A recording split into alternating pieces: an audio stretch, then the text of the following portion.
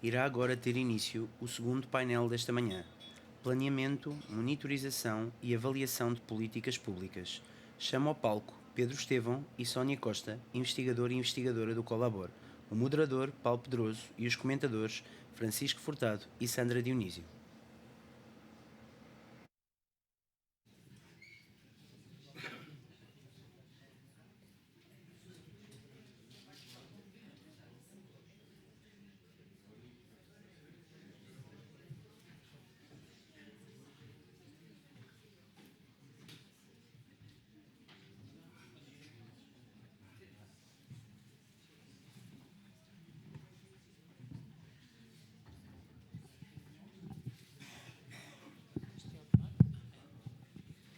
Ora, algures entre bom dia e boa tarde. Vamos então entrar no segundo painel. O objetivo deste painel é o de podermos ver uma experiência recente de trabalho em colaboração entre o IPPS do ISCTE e o Colabor sobre a temática da avaliabilidade das políticas públicas, perdão, e em que foi ensaiada uma metodologia que, não sendo exatamente pioneira, é relativamente pouco conhecida e pouco usada em Portugal.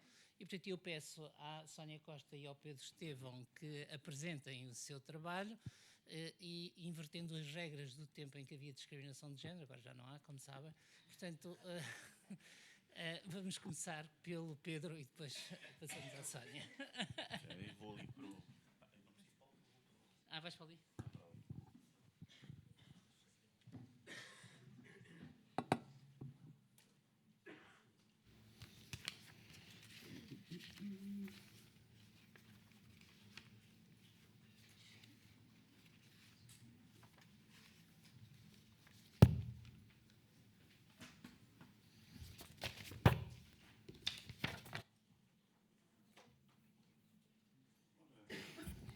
Como dizia o Paulo, bom dia ou boa tarde, consoante a hora e o lugar onde nos estão a ouvir.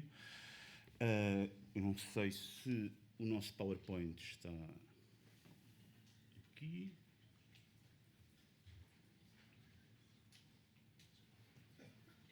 Deixa eu aqui ver.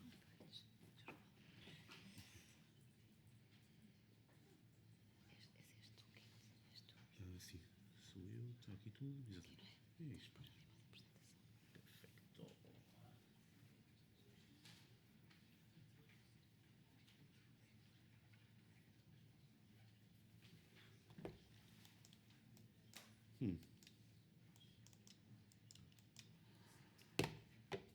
Bom, sem mais demoras, iremos falar um pouco sobre dois projetos, não só um, mas dois projetos que fizemos e que vão ilustrar aquilo que é uma das áreas que consideramos fortes e prioritárias do Colabor, que é precisamente o trabalho e o desenvolvimento de metodologias de planeamento, monitorização e avaliação, e dando um pouco o panorama da experiência que temos tido até agora. O Colabor tem trabalhado e participado em vários projetos de avaliação. Destacamos aqui alguns deles. Estivemos na avaliação externa do Programa Escolhas para o Alto Comissariado para as Migrações, a transição digital na segurança social, a definição e concepção de visão estratégica associada a modelos de simulação para a avaliação de políticas públicas, para o Instituto de Informática do Ministério do Trabalho, Solidariedade e Segurança Social, estudos dos cenários de avaliação do impacto financeiro do aumento da taxa contributiva da Segurança Social em Angola, para o Governo de Angola, construção participativa da teoria e mudança da Estratégia Nacional de Combate à Pobreza, que está em curso, e íamos apresentar aqui dois exemplos que também ajudam a ilustrar aquilo que é um pouco que um laboratório colaborativo tenta fazer. E neste caso nós tentamos trabalhar com várias instituições, entre elas a administração pública, que é aqui como são estes casos que aqui temos, e aquilo que é específico também de um laboratório colaborativo como o nosso, que é ligar a componente da multidisciplinaridade em várias ciências sociais com a componente tecnológica. E isto era algo que era central naquilo que foi o programa Colab, desenvolvimento dos laboratórios colaborativos. Feito esta pequena introdução àquilo que o Colabor faz, eu vou falar do Toolkit das Desigualdades, um projeto que foi desenvolvido para a APP por uma equipa do Colabor, o Frederico, a Gena, eu próprio e a Tânia Almeida. E vou tentar ser o mais sucinto possível na apresentação deste toolkit. Teremos tempo para discutir, portanto, aquilo que eu pretendia aqui era conseguir para vós todos uma ideia de como é que este toolkit funciona e em que áreas é aplicado e como pode ser útil. E por isso colocamos logo à cabeça exatamente o que é que estamos a falar quando falamos de toolkit. E desculpem, estou com um problema técnico. E agora mesmo? Agora não, agora tenho 2 problemas técnicos. Espera aí.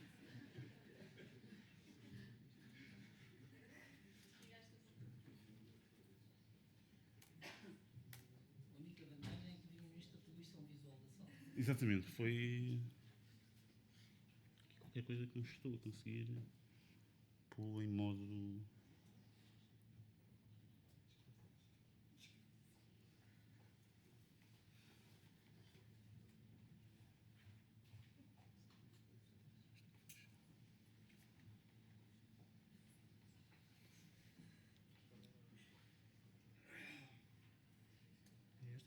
É esta aqui.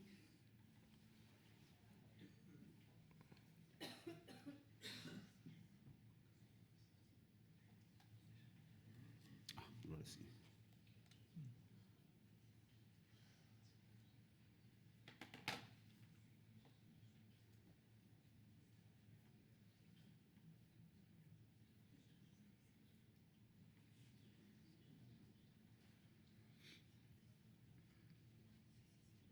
Não imaginava que o Pedro tivesse um poder tão disruptivo Sobre as tecnologias, exato.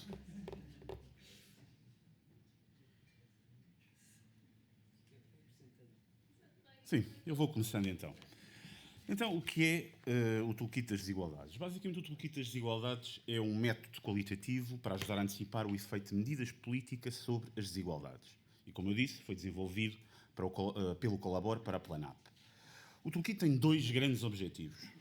Por um lado, contribuir para o desenho informado de políticas nacionais, regionais e locais quanto às suas consequências no plano das desigualdades.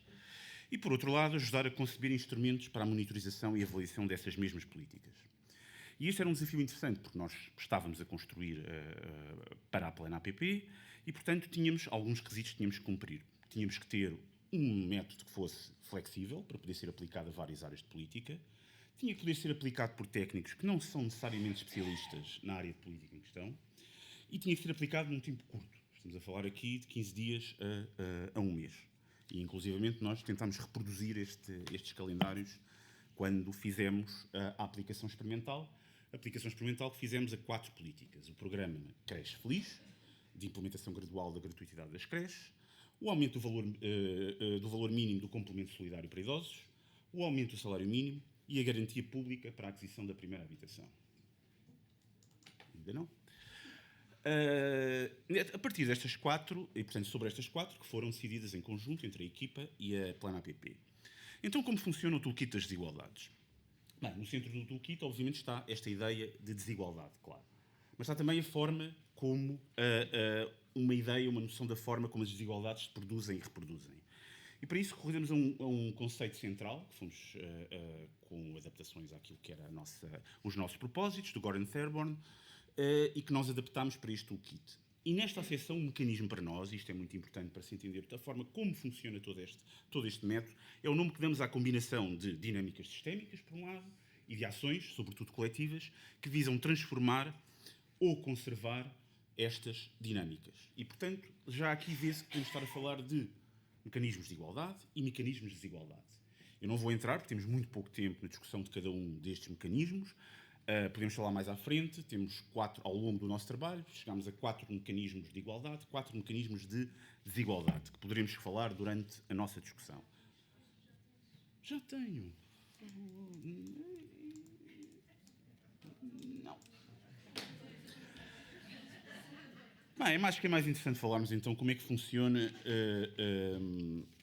como é que efetivamente nós vamos conseguir... Ui, desculpa lá.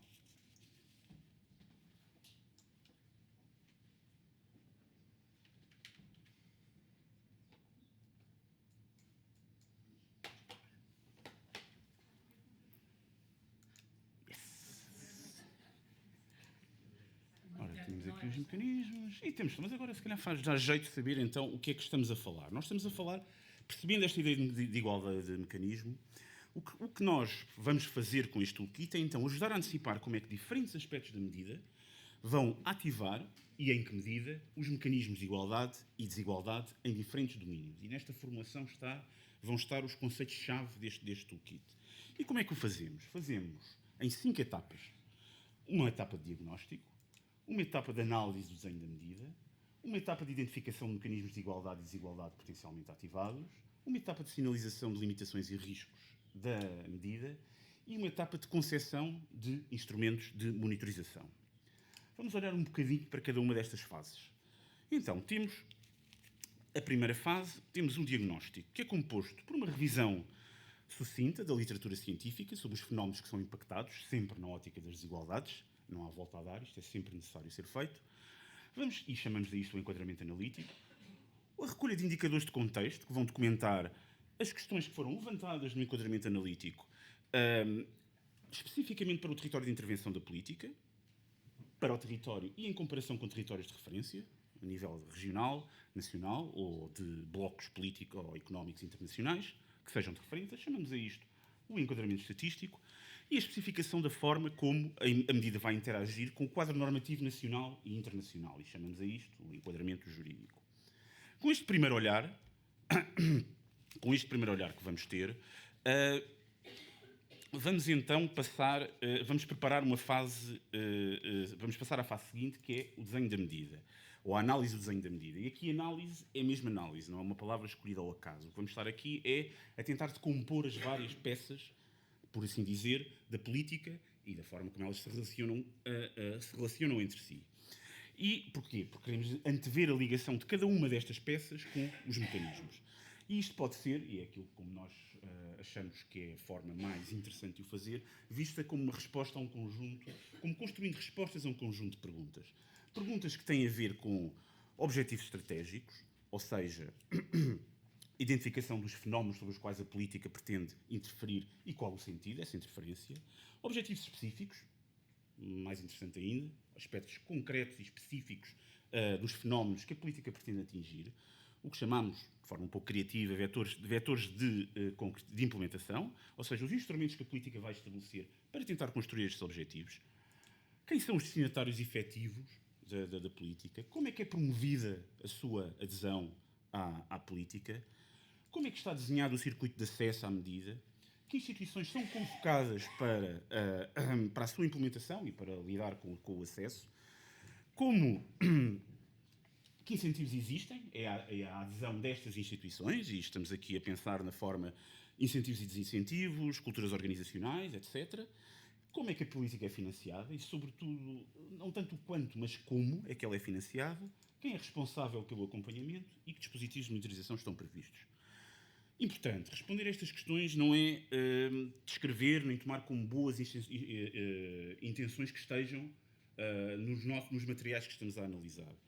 É interrogar estes materiais. E estes materiais podem ser diversos. Podem ser peças legislativas, podem ser propostas de lei, mas podem ser também programas eleitorais, podem ser também entrevistas ou declarações de responsáveis e decisores políticos, porque, reparem, isto é feito antes da medida estar, idealmente, antes da medida estar implementada e, portanto, há toda uma incerteza à volta daquilo que a medida vai efetivamente ser. Mas, dizia eu, é muito importante interrogar ativamente estes materiais. E é sempre nesta ideia, como é que identificamos cada um destes aspectos, como é que ele se liga aos mecanismos e de que forma é que se liga. E isso é a parte fundamental, é sempre o centro do toolkit. Porque o centro do toolkit é sempre este, e é o ponto-chave, a terceira fase, é sempre estabelecer o nexo entre a política e os seus aspectos e os mecanismos de desigualdade. E responder a esta questão, de facto, é aquilo que está no cerne da terceira etapa. Quarta e penúltima etapa. A nossa experiência de aplicação experimental fez-nos deparar com frequência com um conjunto de problemas que remetem muitas vezes para a condição de eficácia das políticas e que são também elucidativas quanto à ligação aos mecanismos de igualdade e desigualdade. E nós achamos, à medida que desenvolvíamos, que é talvez importante considerar sempre, quase como uma grelha, procurar uma ajuda quando estamos a pensar na política, a este conjunto de problemas que eu vou elencar aqui. Estamos já a aproximar do fim, Paulo.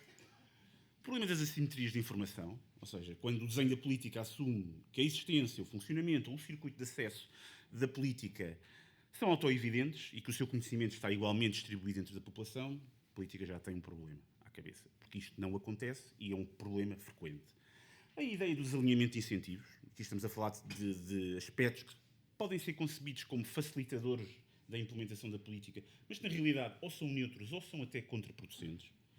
Problemas que têm a ver com mecanismos, desculpem a utilização aqui outra vez da expressão, mas de seleção adversa. Estamos a falar de situações em que o desenho da política e do seu circuito de acesso são especialmente favoráveis a um determinado grupo, ou grupos, ou instituições, que muitas vezes nem sequer são aquelas que são as centrais naquilo que eram a definição de destinatários pela própria política.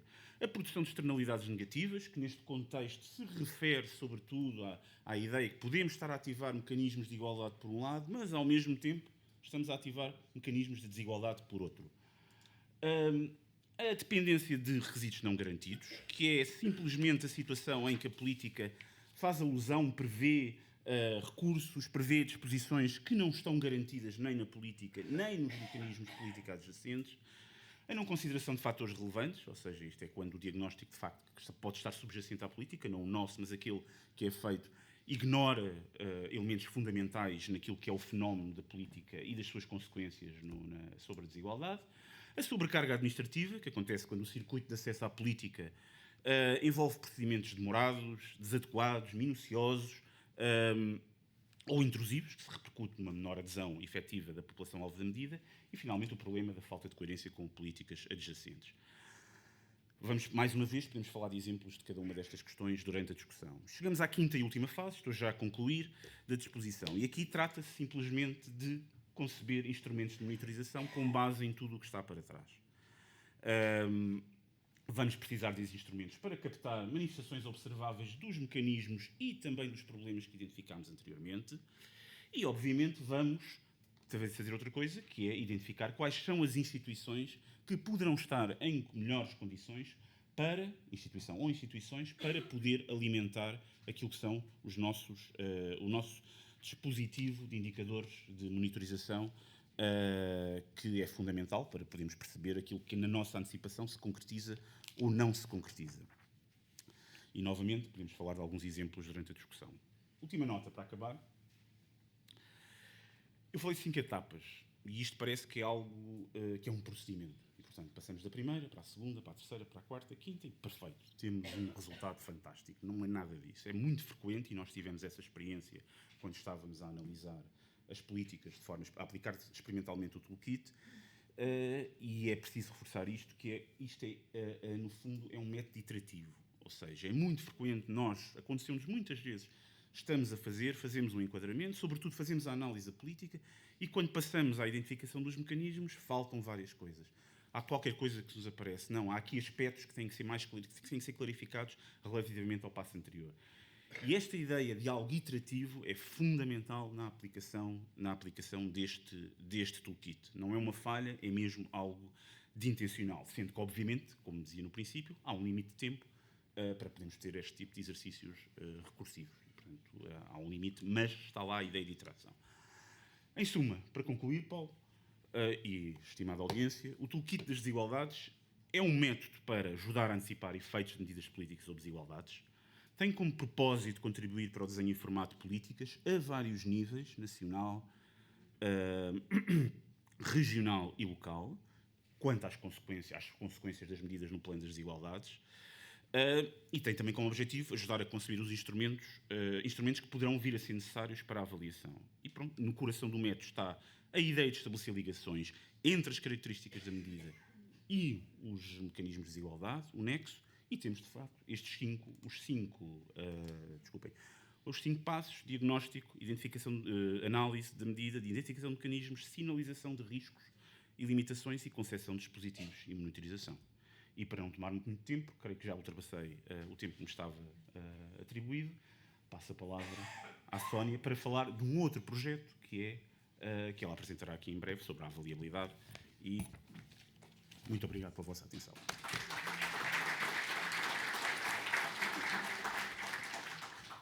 Continuemos a falar.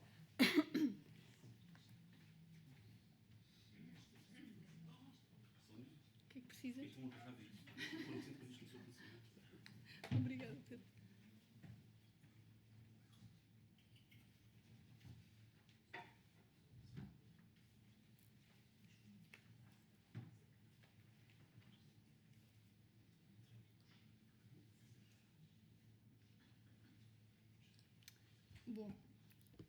Bom dia a todos.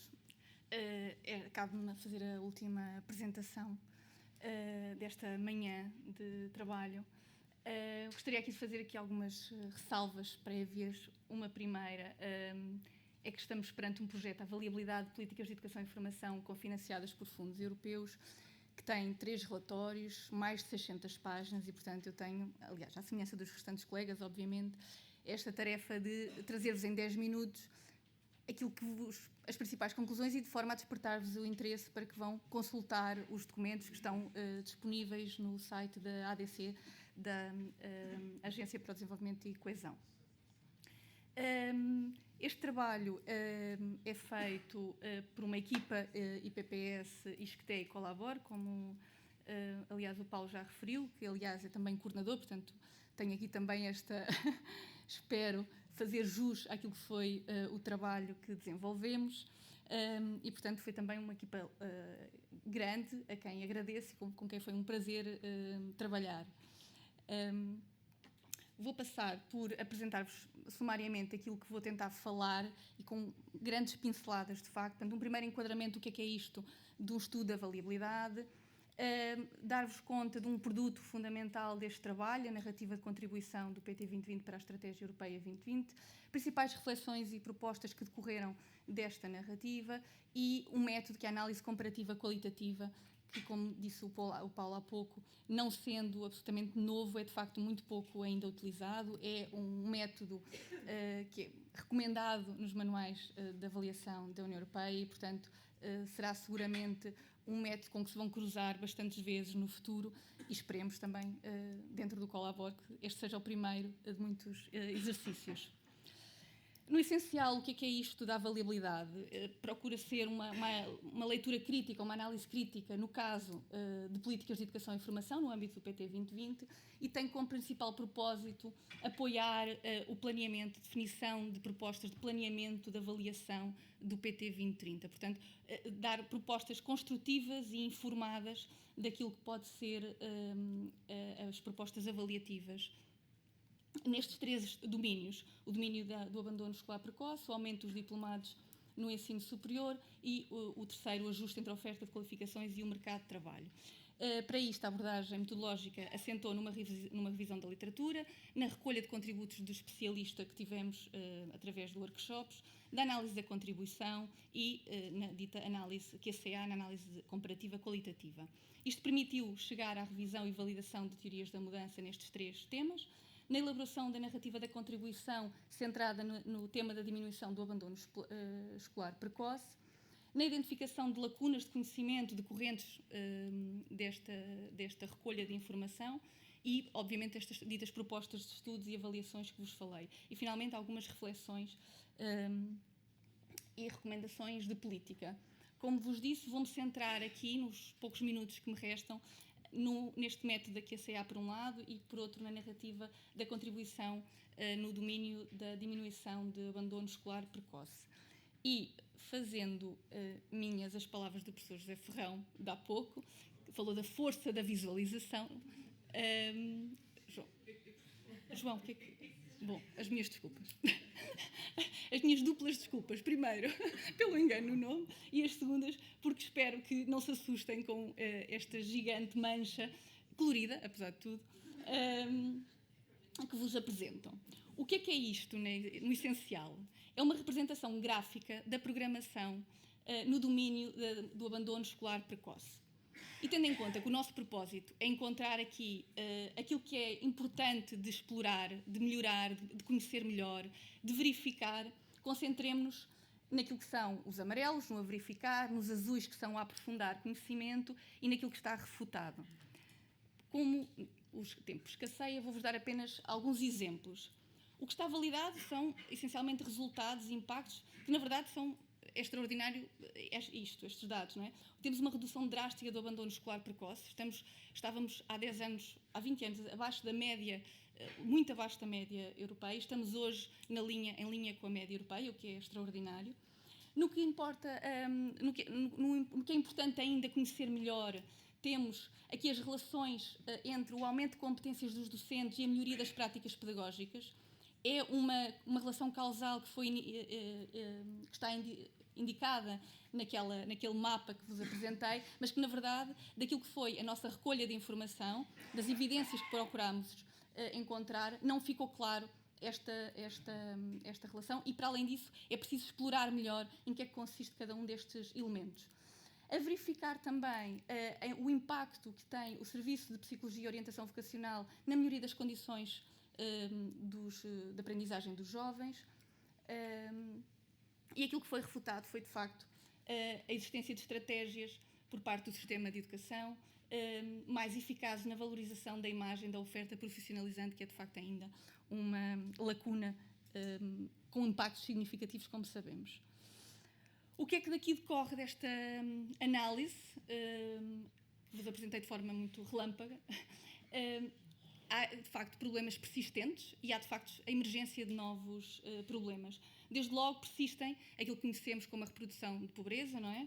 A questão do abandono escolar estar muito condicionado pelas condições socioeconómicas das famílias, algumas fragilidades nas competências adquiridas no ensino obrigatório, fatores de especificidade, promotores de abandono escolar, na verdade, mais evidentes do que propriamente só a territorialização. Há problemáticas sobre as quais é preciso olhar mais do que a localização dessas problemáticas.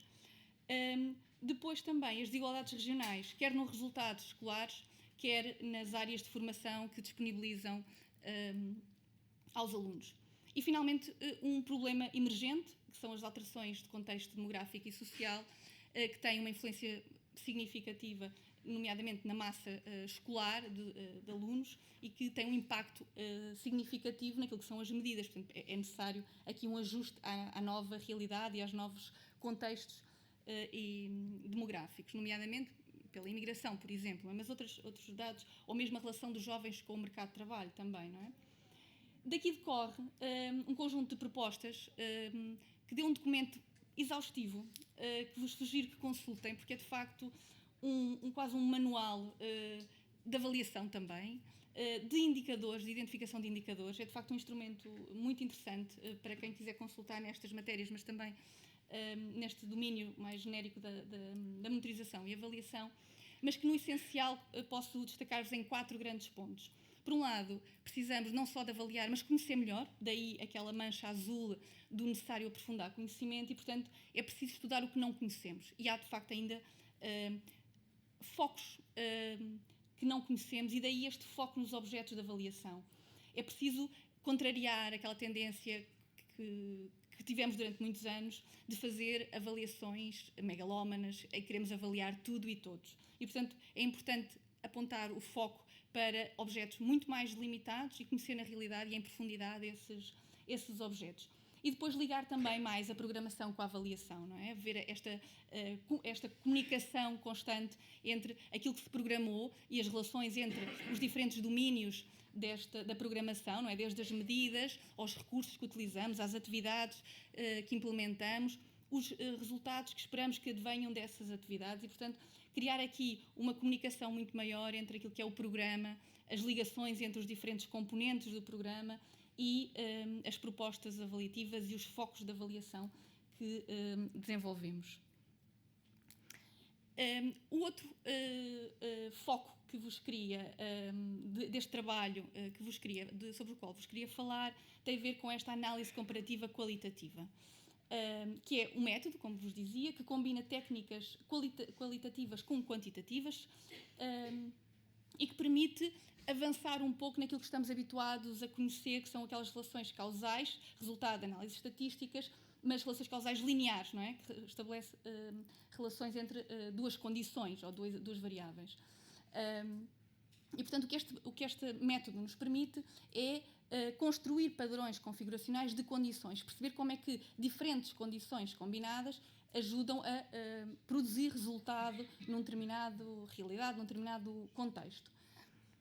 Esta análise permite-nos ter duas informações. Uma informação que são as condições necessárias, ou seja, o que é uma condição que é um pré-requisito para um determinado resultado acontecer. Sem aquela condição, o resultado não acontece. E as condições suficientes, ou seja, é quase como a combinação mínima necessária para, que precisa de ocorrer para que determinado resultado se verifique.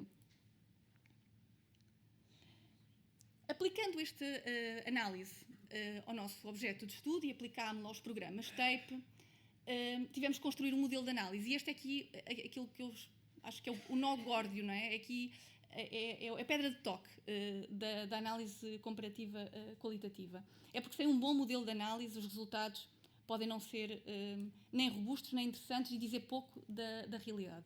E, portanto, tendo em conta o sistema de informação disponível e que tem algumas fragilidades, quer ao nível da informação que existe longitudinalmente, quer ao nível da informação que contém, do detalhe da informação. Portanto, conseguimos recolher aqui uma base de dados de informação de condições para testar os nossos resultados, obviamente com algumas limitações. Mas que, essencialmente, listamos um conjunto de condições que procuram combater o abandono escolar, o insucesso escolar e a indisciplina.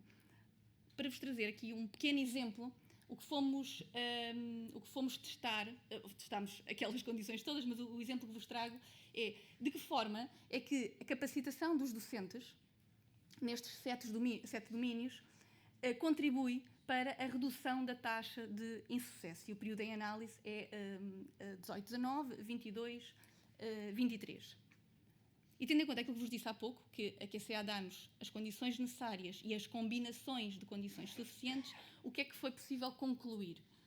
Que, para este exemplo, qual é a relação aqui entre a capacitação e a taxa de insucesso escolar?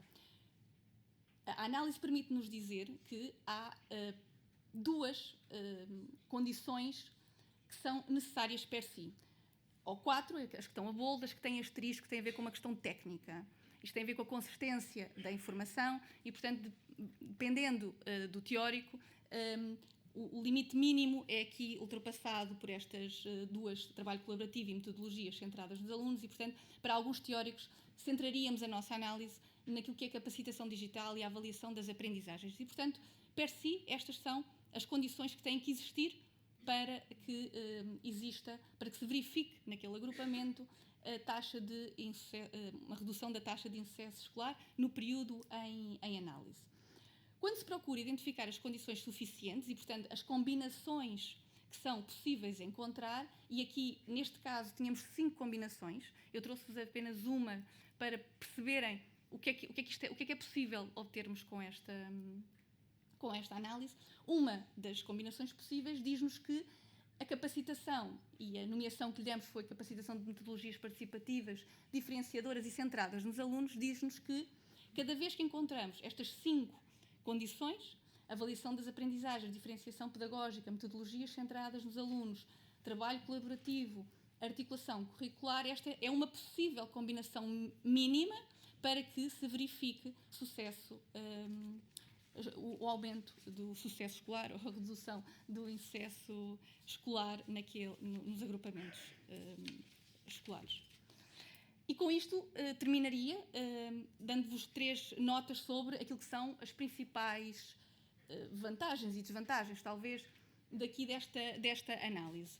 Uma vantagem que nos parece muito interessante é que esta é uma análise extraordinária no âmbito das políticas públicas, porque, atendendo a que precisamos de rentabilizar os recursos que temos, se tivermos uma noção mais exata daquilo que resulta melhor, não é? Das condições mínimas necessárias para produzir o determinado resultado, de facto, isso permite-nos alocar os recursos mínimos necessários e fazer uma melhor distribuição de recursos.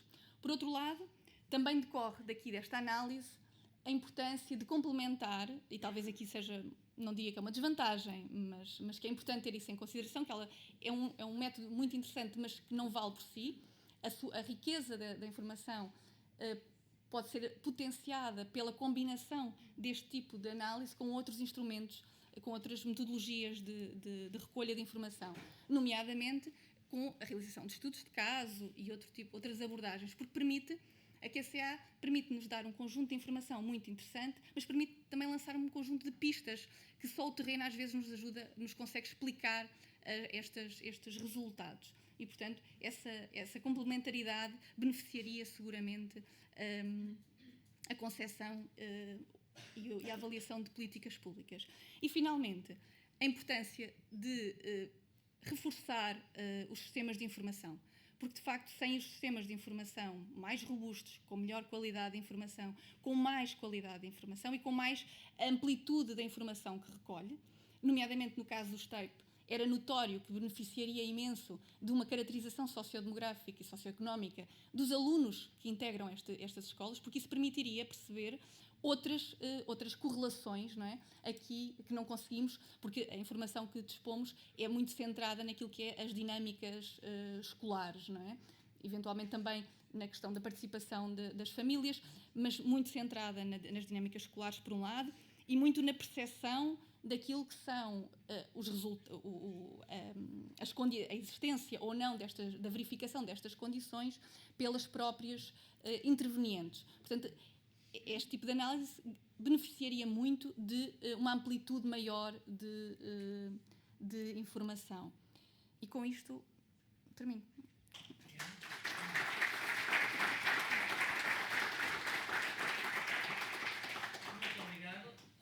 Muito obrigado, Sónia.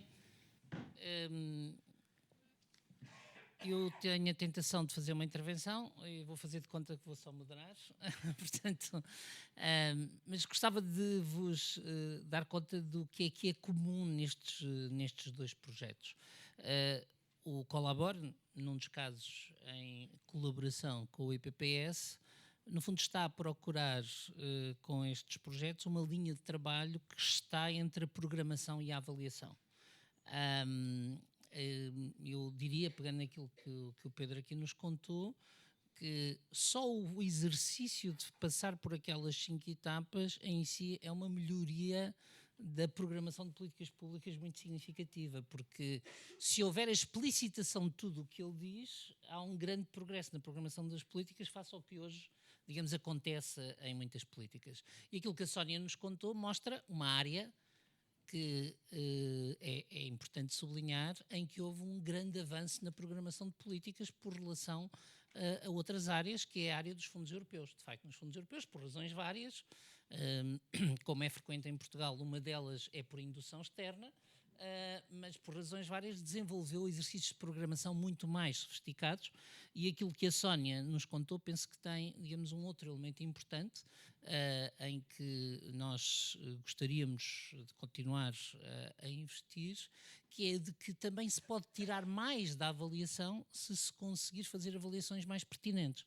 Aqui já, no fundo, usando uma espécie de linguagem da avaliação sobre a avaliação, portanto, há aqui uma leitura de que, no fundo, a falta de foco das avaliações tem-nos colocado perante um cenário em que, de algum modo, estamos a medir recorrentemente, digamos, o mesmo tipo de questões, e o exercício da avaliabilidade, que é uma ideia da ADC, portanto, este exercício da avaliabilidade é um exercício que nos coloca de novo entre a programação e a avaliação, mas, de algum modo, a dirigir-nos não tanto para a melhoria da programação como no caso do Toolkit, mas aqui mais a dirigir-nos para a melhoria da avaliação através de um processo que podemos chamar um processo de crítica da programação e de crítica digamos, de quanto a programação é baseada consistentemente em resultados da evidência. Obviamente tudo isto tem a ver com um capítulo nas políticas públicas que também merece discussão, porque evidentemente isto são exercícios que são muito da filosofia da chamada política baseada na evidência, digamos, do processo de racionalização no desenvolvimento das políticas, que é uma das formas de agendar políticas, mas não é a única. Outra característica comum é que são trabalhos em que se pretende colaborar com uma busca da necessidade que não foi em primeira mão dos investigadores. Ou seja, há toolkits de desigualdades porque há um impulso da administração pública, há avaliabilidade porque há um impulso da administração pública e um laboratório colaborativo que procura desenvolver-se nas políticas públicas tem aqui uma das suas prioridades, e passe à autopromoção. Se há aqui outros serviços públicos com impulsos, o laboratório está cá, digamos, e contamos convosco, contem connosco. Essa parceria pode-nos ajudar em muitos, em muitos domínios, e o que nós procuramos com estas duas intervenções foi, de algum modo, sinalizar essa focalização. Pretendemos com esta sessão partilhar não apenas a perspectiva dos investigadores, mas a perspectiva de quem teve o impulso. E, no fundo, sintam-se à vontade. Há pouco o Pedro Estevão, portanto, vou passar a palavra ao Francisco Furtado, a certa altura o Pedro Estevão disse: nós concebemos isto com muita precaução, porque podia ser aplicado por pessoas que não são especialistas. Bom, e as pessoas que não são especialistas, penso que eram os seus colegas, não sei, não era, Pedro? Portanto, o que é que tem a dizer sobre isto?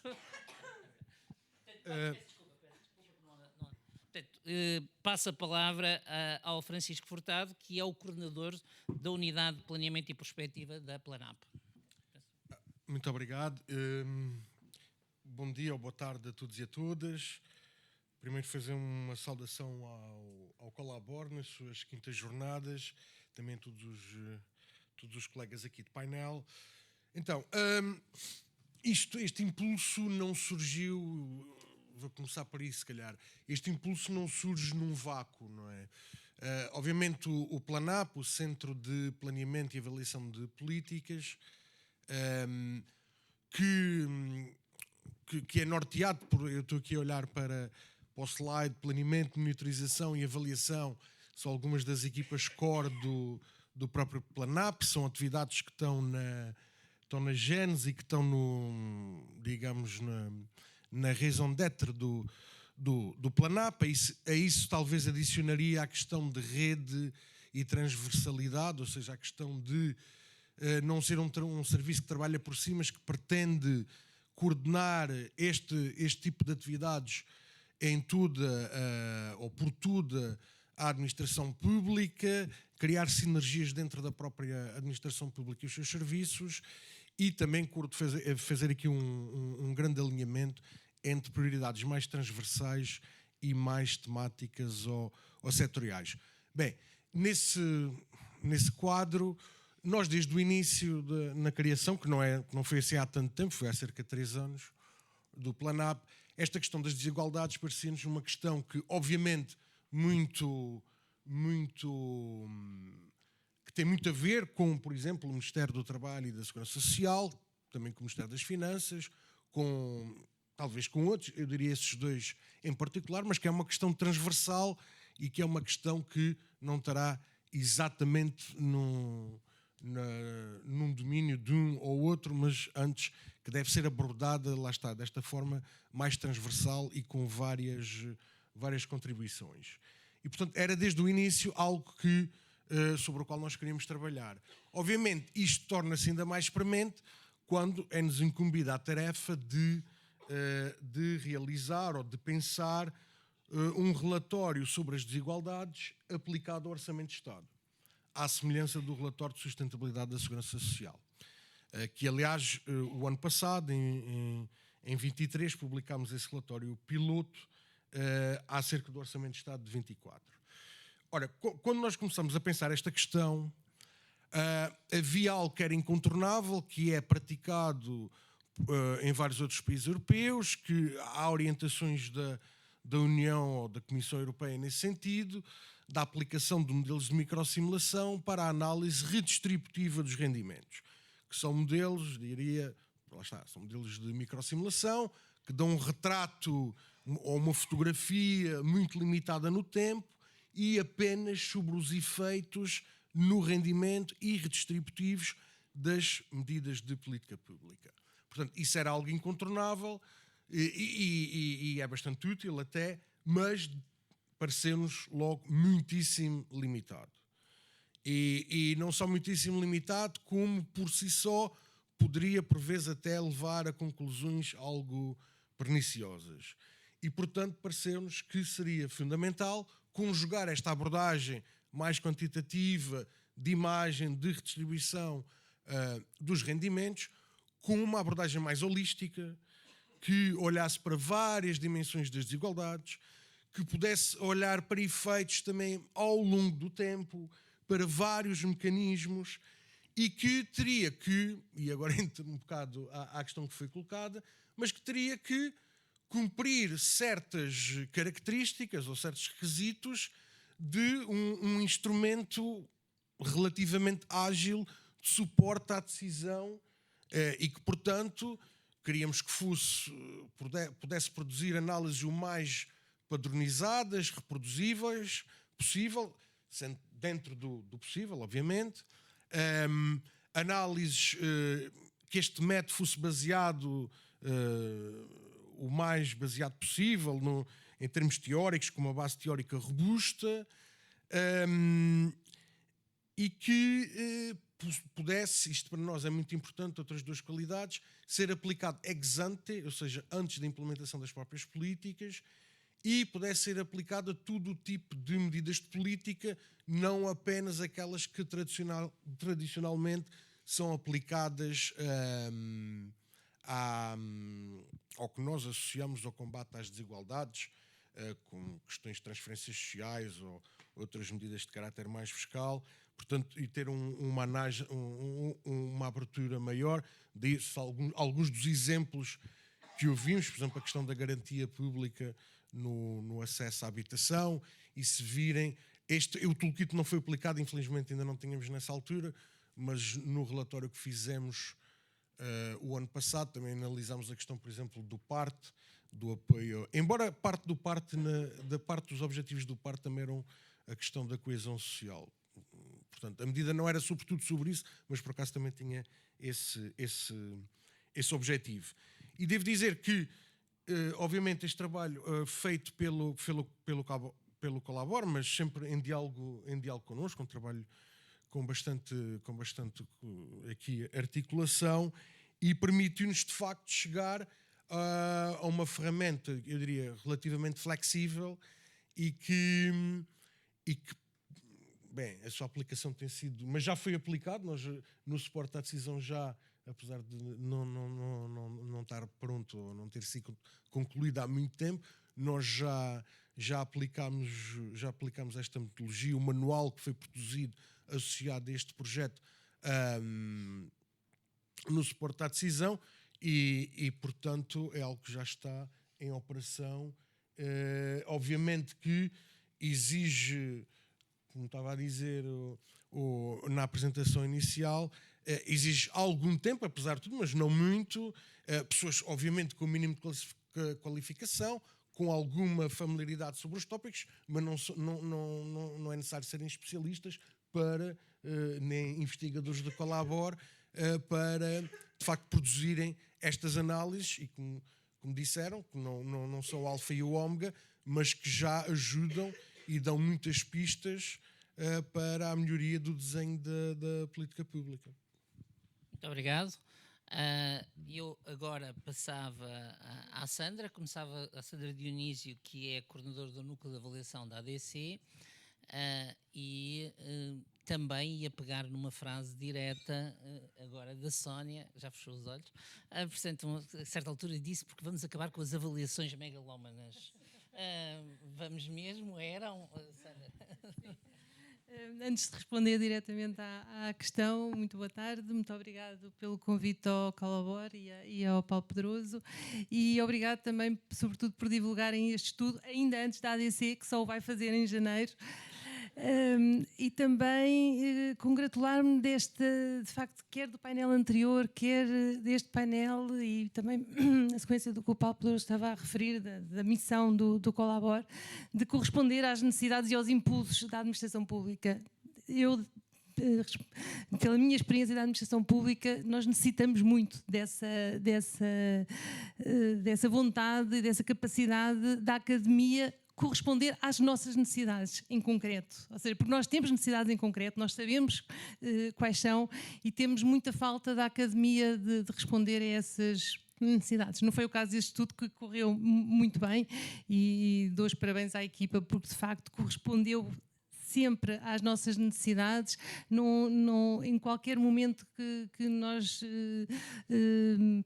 mostrávamos de facto que gostaríamos que o estudo fosse por um certo caminho. Nunca houve uma resposta, não, isso é muito difícil, isso não é possível. Não, encontrou-se sempre uma solução, e posso dizer que não aconteceu sempre. Nós lançámos 4 estudos desta natureza, da avaliabilidade, para 4 áreas diferentes dos fundos: ação climática, investigação e inovação, emprego e educação e formação, e 2 deles nós rescindimos o contrato a meio do processo, ou seja, porque a academia não estava a responder às nossas necessidades. Não foi o caso deste, que respondeu inteiramente, e de facto acho que temos um estudo que nos está a dar já, e já o estamos a aplicar, já o estamos a usar.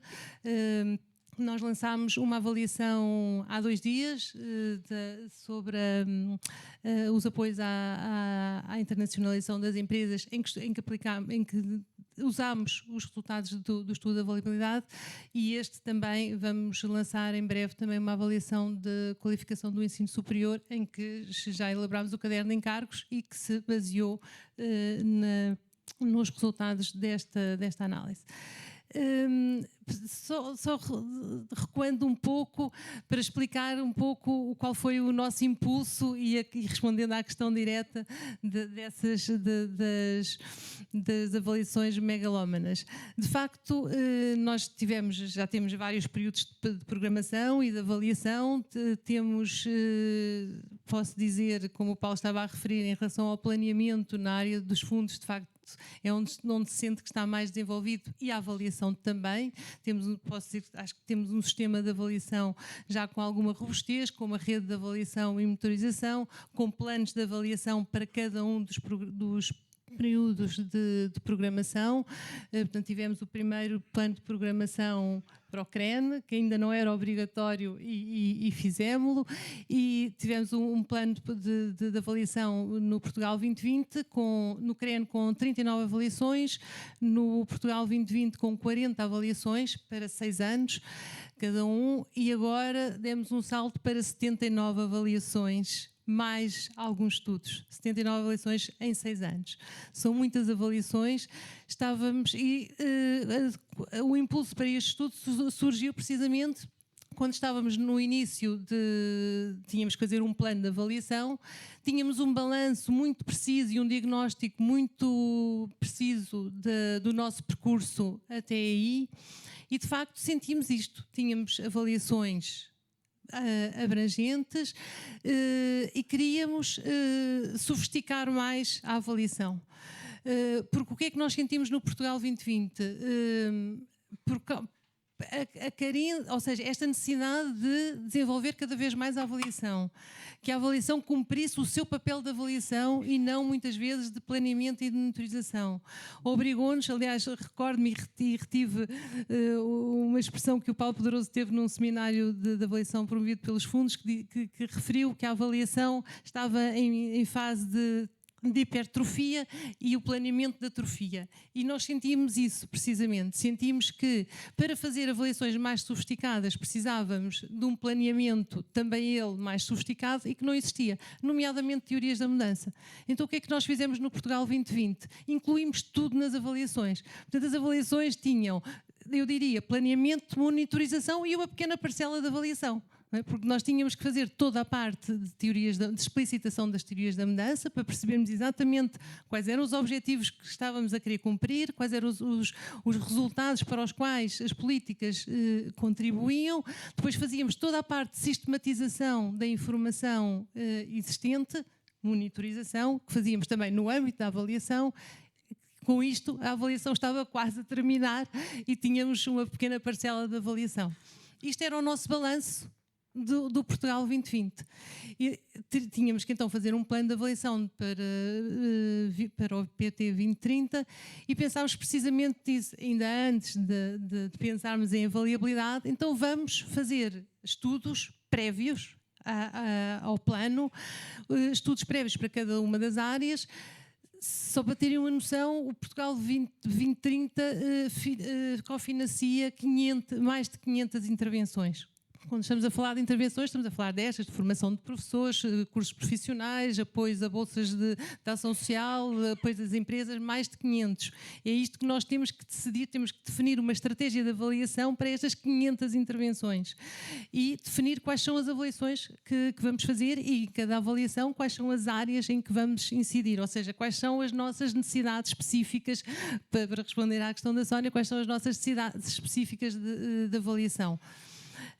Então, começámos por pensar, vamos fazer um estudo antes para cada uma das áreas com aquilo que nós sentimos mais frágil. Então, vamos começar por fazer nós, ADC, equipa de avaliação, as teorias da mudança, para não as incluirmos depois nas avaliações. Elaboramos as teorias da mudança, então o que é que nós precisamos? Que nos validem estas teorias da mudança, quer com o conhecimento de especialistas, quer com a auscultação de stakeholders relevantes, quer com a revisão da literatura.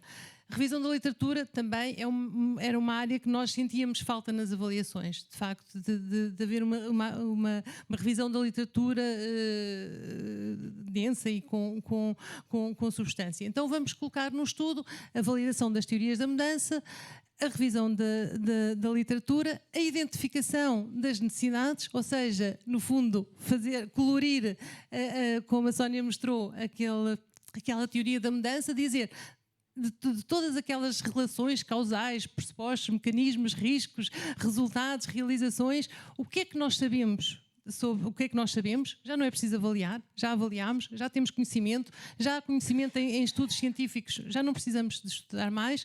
Quais são as necessidades de avaliação, quais são as lacunas que precisamos de avaliar? E depois quais são os métodos mais adequados para responder a essas necessidades de avaliação? E foi isso que identificámos, estas necessidades. Percebemos a certa altura que estávamos a falar de um estudo de avaliabilidade e, para além disso, ainda acrescentámos dois elementos que foi os que a Sónia apresentou, que na realidade teoricamente não fazem parte de um estudo de avaliabilidade, que era uma análise de contribuição e a QCA.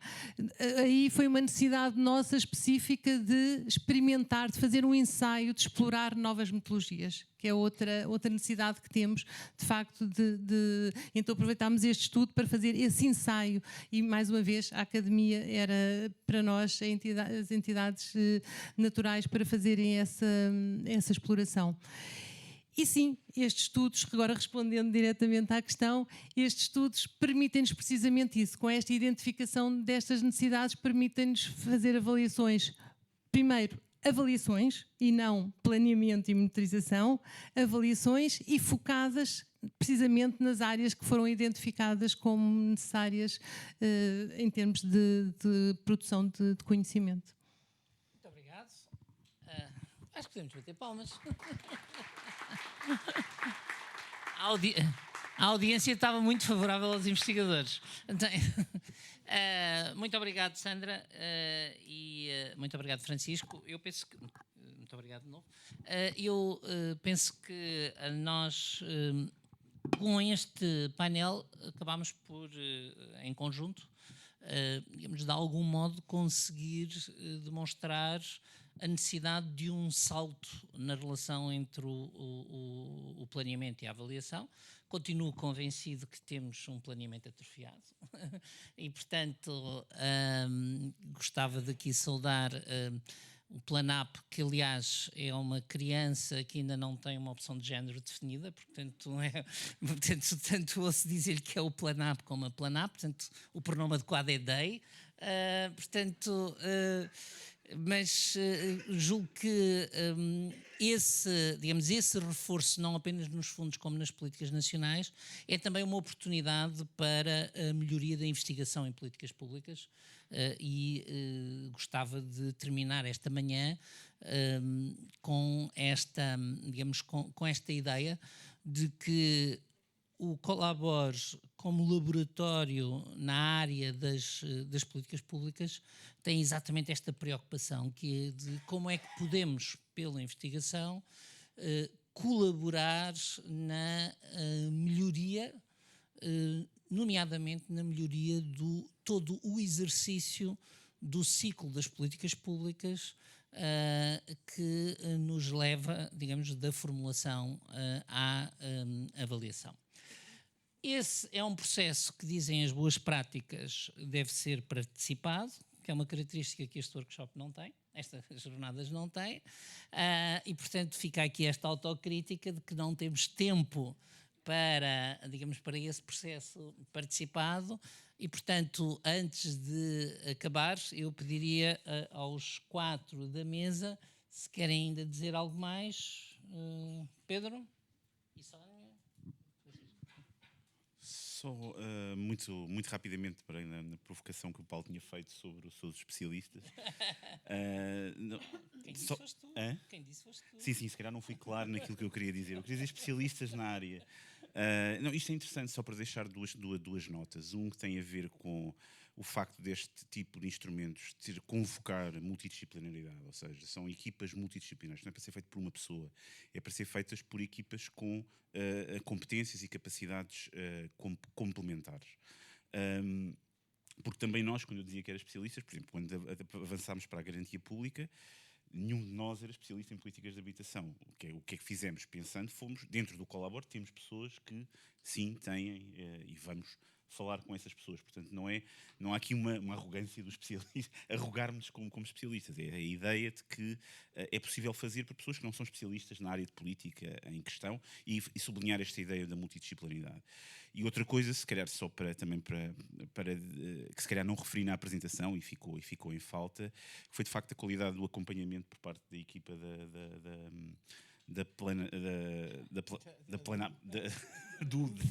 do Planap. Já tem a opção de género. Ok, já tem a opção de género. Foi a qualidade do acompanhamento que de facto é fundamental. Foi sempre,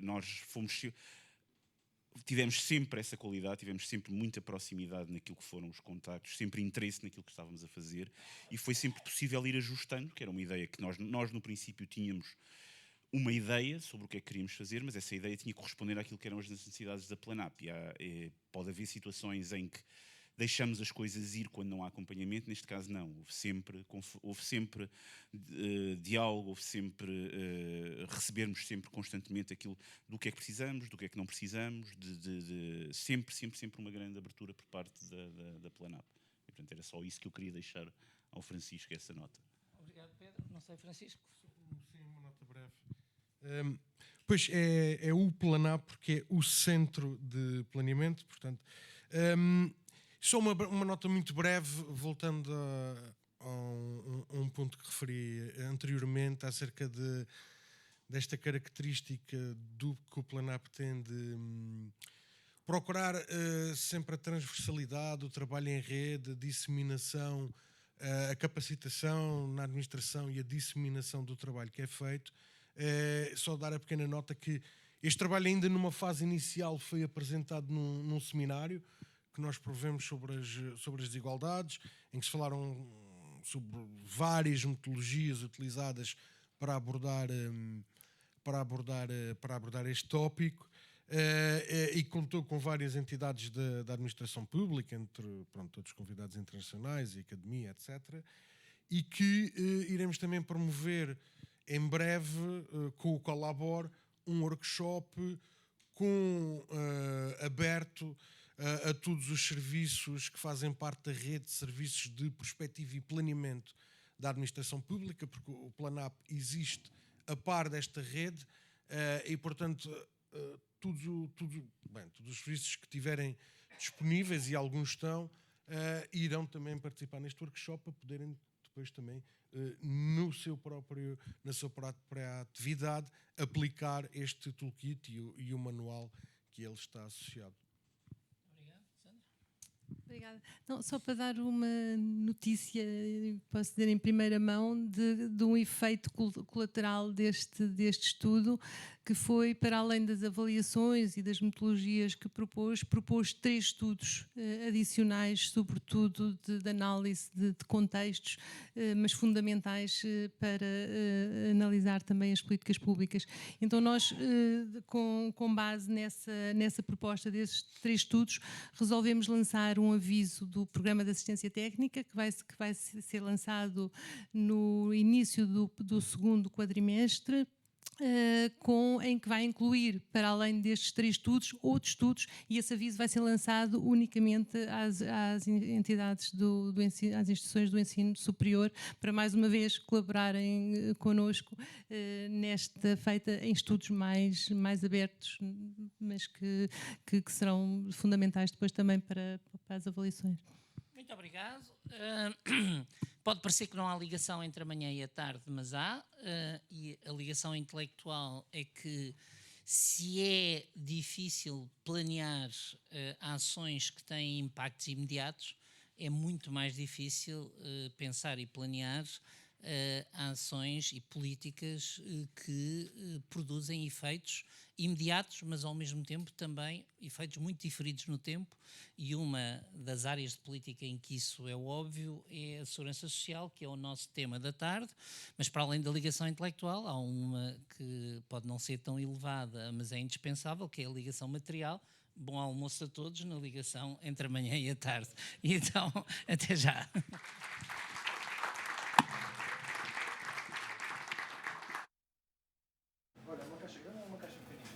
Daremos agora início à pausa para almoço e contamos retomar a atividade para a primeira sessão da tarde pelas 14h30. O Colabor deseja a todas e todos os participantes um bom almoço. Até já.